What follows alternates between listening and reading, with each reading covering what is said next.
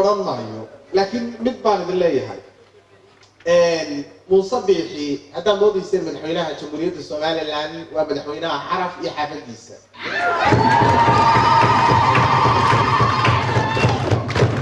waxa uu garsoora xaafadiisa waxa gobolada u haya xaafadiisa waxa uu wasiir xaafadiisa waxa uu agaasima xaafadiisa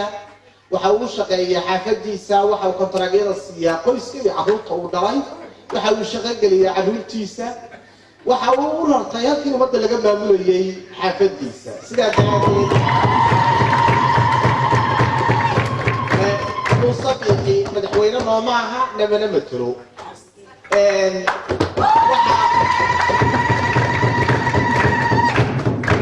ما ماشي كنسوليدا لغلا نقدا dadka laakiin waxaanu kala noqonay kalsoonida ina Biixi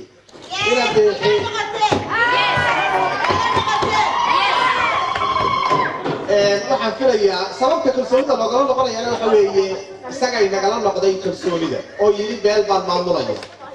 marka waxaan leeyahay nin yiri beel baan maamulaya dad beesha ku filan waxa uu Muuse Biixi diyaarsaday oo 2019 naftiisa khiyaaliga ku noolay ay tustay in aan dalkan doorasho laga qabanaynin inuu sii fadhiyo Soomaaliland la jecel yahay Soomaaliya waa la jeclaa midowga Soomaaliya koonfuriga waqooyi shacbiga Soomaaliyeed oo dhani way jeclaayeen waxay ahayd jamhuuriyad dadku ay u hanway yihiin oo ka hargeysa joogay xamar u cararay waxa la diiday ana talinaya aniga habarka laga qaadanaya كليجي باجرة يا مامو دارو تنجرة 2019 يا صومالات قبيل كل حصاريسان وعين النهاي بيلاقي ستة كل سجال دول كوب يا سجال شرقي موسى يا نادرتي الصومال ساكن واحد دربان كم قرعة يا صومال اللي أنا ودللي هاي وين كجدبتي بس صومال اللي أنا يصير فدي يعني واي بقولتوية كده تشيليه واريوته بعد اللي هاي oo waxa ku riyootay 2019 Soomaaliya oo sida isu soo wada eegaysa oo waxa la ilaashanayaa ay tay nabadgeliyo ina tacaddi iyo xarig iyo waxa weeye xaga jugleyn culimo dhalinyar abwaano wariyayaal aan la soo jeedsataan oo waliba maantana Soomaaliya afkiisa kaga dhawaaqo doorasho ma jirto oo laba xisbado doorasho ku galaya Soomaaliya waxa filayaa balaadii adeerka baad dal gooniya samaystay oo Soomaaliland bad meesha u haysata لكن السؤال اللي أنتي كسر على بقولكم يسقى شكل لوجه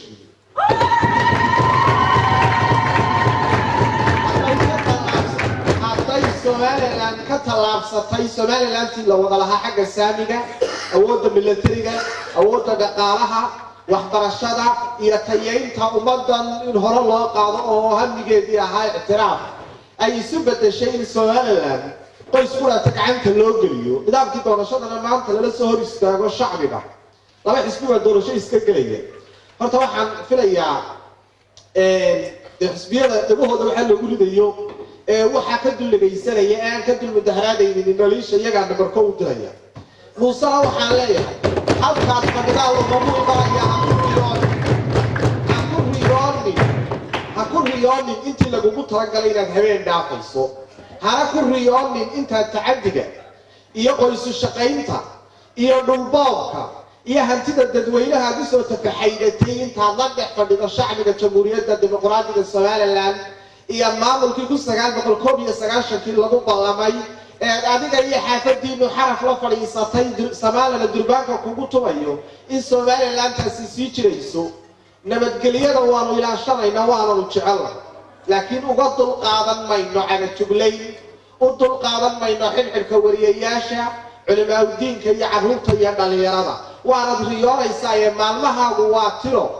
way tirsan yihiin salkaana waa hoog adiga iyo maamulada gudbay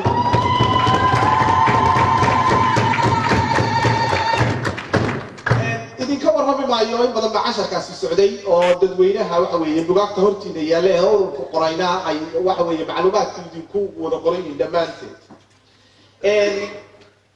wali yamir qablinka wax lagu tilmaamo wala garan waayo Muuse Biixi sida wada arkaysaan maamulkii Tigrayga iyo maamulada Suudaan ee hadda leedinka warramayay iyo maamulkii isagu uu lahaa dhagaxdaan sitay kamarada sitay harar iyo hargeysa dhexdeeda isaga iyo saaxiibkii kaay ay la wareegayeen maamuladaasi waxay ka tirsanayeen waa cadaalad darro inay saaka Soomaaliland la soo hor fadhiistaan kiyo 70 jiri qoys baan maamulaya oo qoys baan xil u qaybinaya oo qoys baan wada u dhisaya oo araan sii fadhiyaya oo nidaamkii dimuqraadiyadda Soomaaliland waa laga tallaabsanaya Muuse har cad baad riyoonaysaa ee gobolku ha ku dhaco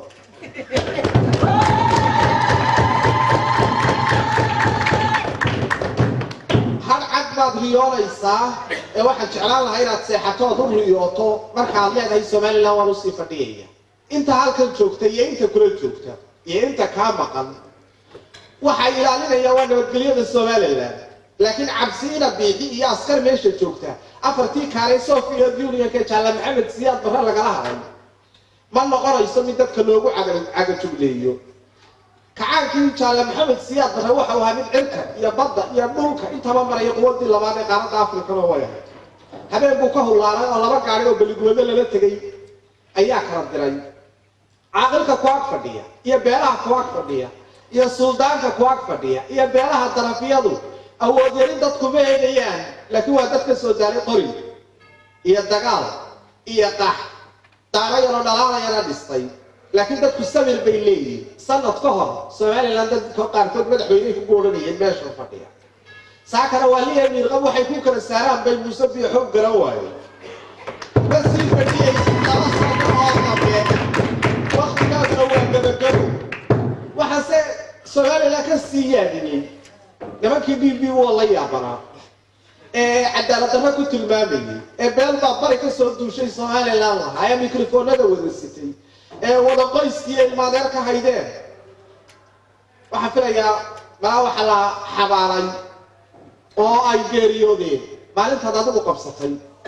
mise waa nidaam qoys ku salaysan aragoodii iyo muuqoodii iyo waxa weeye meel ay ka hadlayaan Soomaaliland way weyday meel ay ka sheekaynayaan Soomaaliland way weyday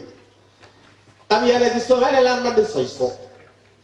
kacaankii booli qaran ayay dhisay saakana 2019 lan naqbala minha aqlan wa shar'an booli carab